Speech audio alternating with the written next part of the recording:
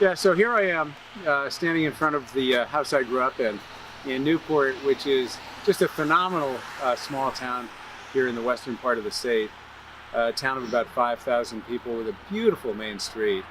And if you look out over toward the Common, which is directly across the street here, that's the place where my brother and I would play pickup games of baseball and football growing up. And really an idyllic way to grow up in a small town. I went to school just down the street, eventually Newport High School, and I represented the town in the state legislature when I was in college for 2 terms. And I remember just this really bustling, thriving town, great spirit, great community. And it was funny, I was talking with a fellow earlier today, and we could remember those days growing up when you could, on a Friday night or a Saturday afternoon on our main street, which is a gorgeous main street, we really couldn't find a parking place because it was just so thriving, so bustling. And you know, you go back there now, and which I've done. I remember driving through here about a year ago, and just looking and seeing that it's such a different place. That beautiful main street that used to have all the independent stores owned by families that you knew isn't the same. There are many vacancies on the main street. There are secondhand stores, and you can sort of see this slow economic decline that's happened in town. And you know, just some jobs have left, and of course the opioid crisis has certainly hit this area as much as any other area in the state, maybe even in the country. And I was driving through here last year in January, and I just said, you know what, I want to change this. I'd love to revitalize Newport. And so we began, and I'm so excited. We've got the Newport Sunshine Initiative is in full swing now. After about a year, made a huge amount of progress.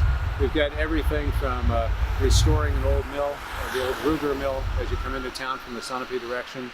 Going to turn that into 47 independent living apartments, a health center, a restaurant with riverfront views. It's going to be just amazing.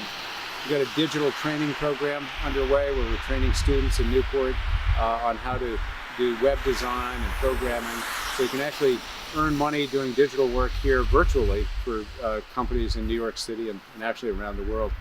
We've got all that going, and you know, beyond simply the initiatives and bringing jobs into the town, it's all around economics.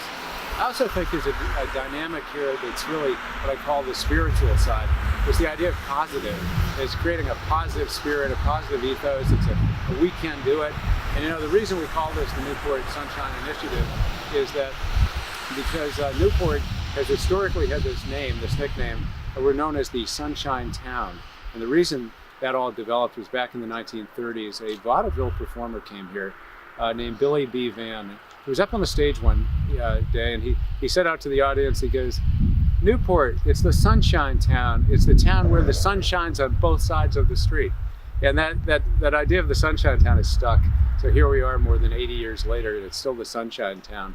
So the Newport Sunshine Initiative is all about revitalizing the economy here and rekindling that spirit and making sure that Newport not only is you know, as strong as it used to be, but it's going to be stronger than it ever was. So I'm really excited about the Sunshine Initiative.